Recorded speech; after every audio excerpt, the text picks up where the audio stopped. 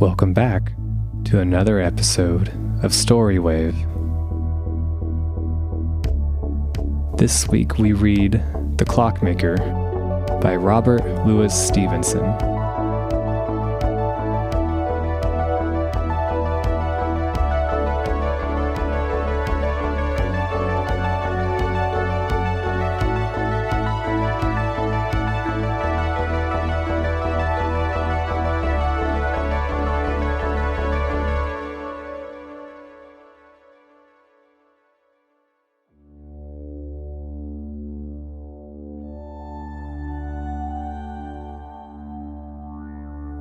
The carafe stood on a table in midst of the room.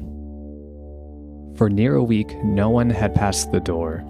The maid was careless, and since a month, the water stood unchanged.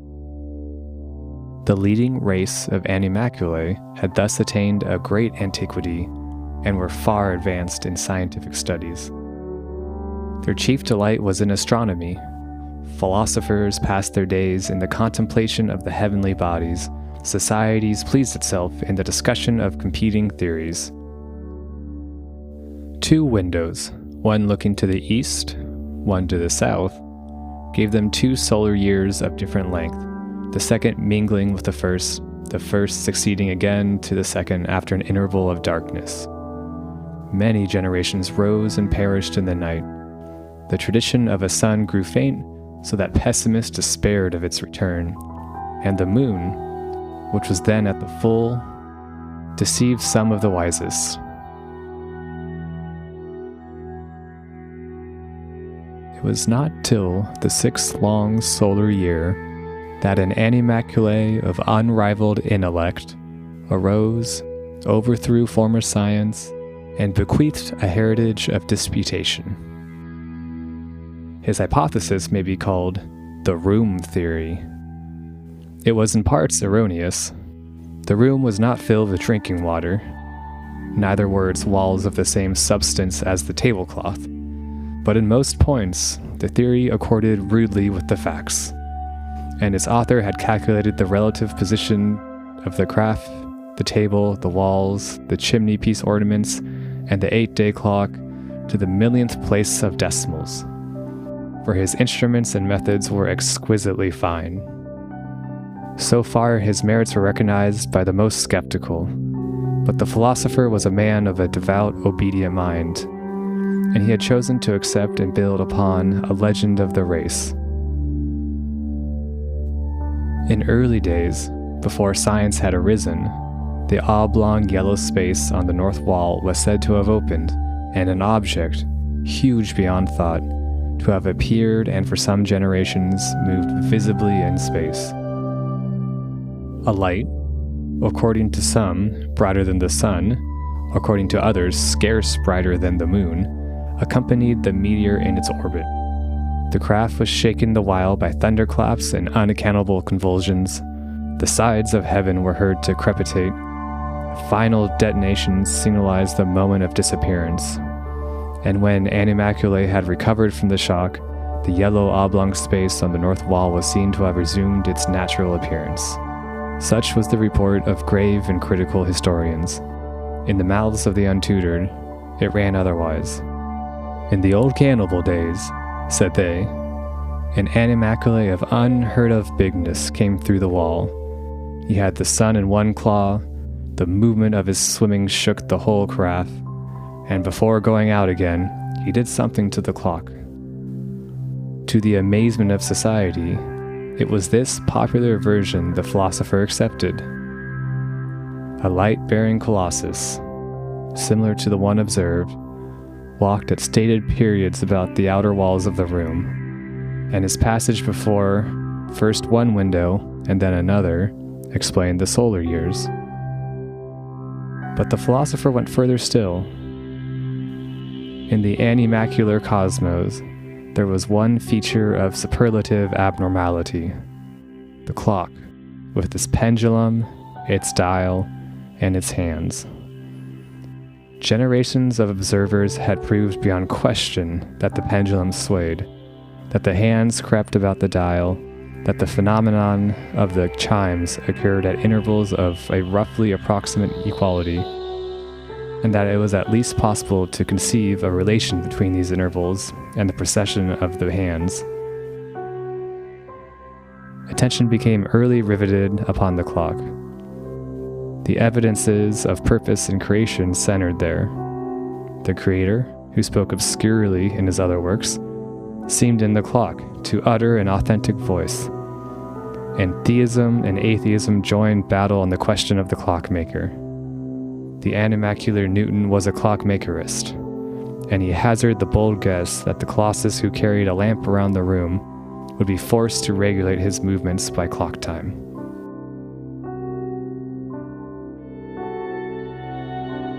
Among the pious, the queries of the philosopher were soon erected into doctrines of the church. The Colossus of the legend was identified with the sun, both with the maker of the clock. The cultists of the clockmaker succeeded in the place of earlier religions, water worship, ancestor worship, and the barbarous adoration of the chimney piece. To him all virtues were attributed, and all becoming animalcular behavior was masked under the rubric of clockmakerly behavior. The other party cried out the while on animalculomorphism. The philosopher had declared all space to be occupied by water. Nothing was less proved, nothing less provable. Beyond the inner skin of the bottle, water ceased. And if so, where was your clockmaker? Life implied water. Thought implied water. No one not living in water could conceive the idea of time. How much less of a clock? Examine your hypothesis, said the clockmakeress, and it comes to this. A creature that lives in water, living out of water. Can reasonable animalculae amuse themselves with such absurdities? And granting the impossible, granting, for the sake of argument, that life and thought exist beyond the walls of the craft, why does not the clockmaker declare himself? It would be easy for him to communicate with animalculae. It would have been easy for him, when he made the clock, to have placed upon the dial intelligible signs, the 47th proposition, for example, or even, had he cared, some meter of the flight of time, and instead, at distances grossly approximating to equality, there occur senseless marks, the result probably of ebulism. If, then, a clockmaker exists, he must be figured as a frivolous and malignant wretch who fashioned the craft, the table, and the room with a single view to gloat on the miseries of animalculae. Such opinions found a more violent expression in the mouths of contemporary poets. The infamous Ode to a Clockmaker, which shook society, began somewhat thus. Huge are your sins, huge as a whole craft. Clockmaker, I defy you. Your cruelty is greater than a vase upon the chimney-piece, and round as the face of the clock. You are strong, you boast yourself. You are cunning and contrive timepieces. Vain are your strength and cunning. Let but one right-minded animalculae look you in the face. You are confounded in the midst of your instruments. You grow pale and conceal yourself in back shop.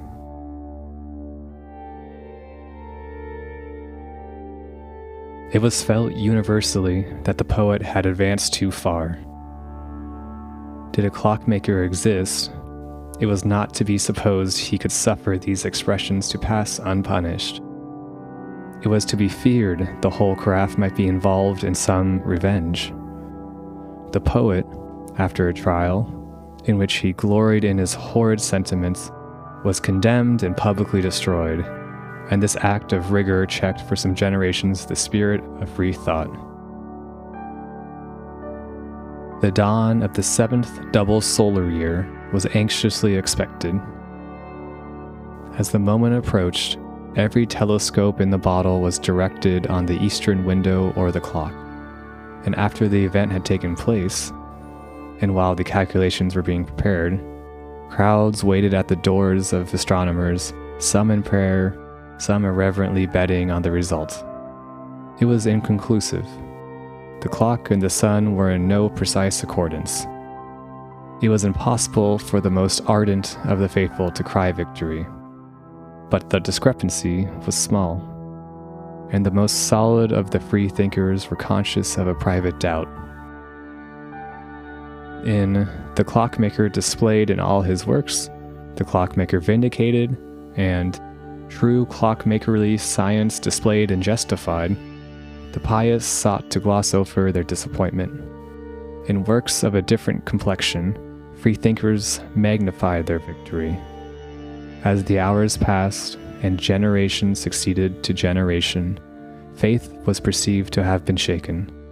The belief in a clockmaker steadily declined, and soon the clock itself, with its falling movements and irregular regularity, became a theme for jesters.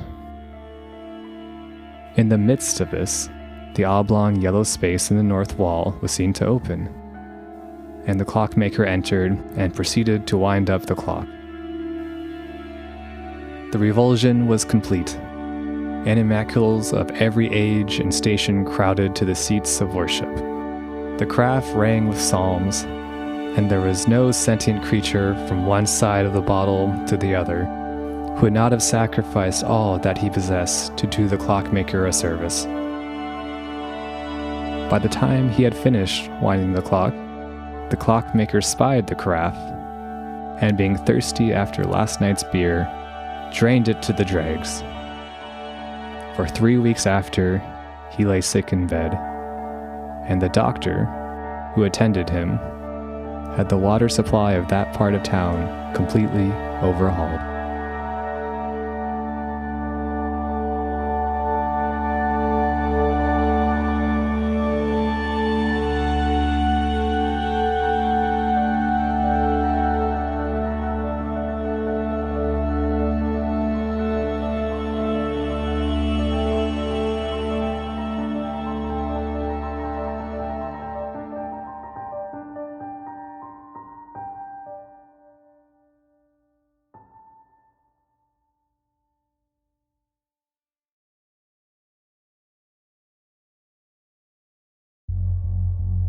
Thanks for listening to another episode of Storywave.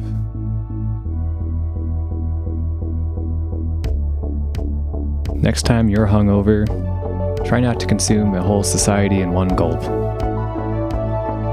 Maybe try to sleep it off.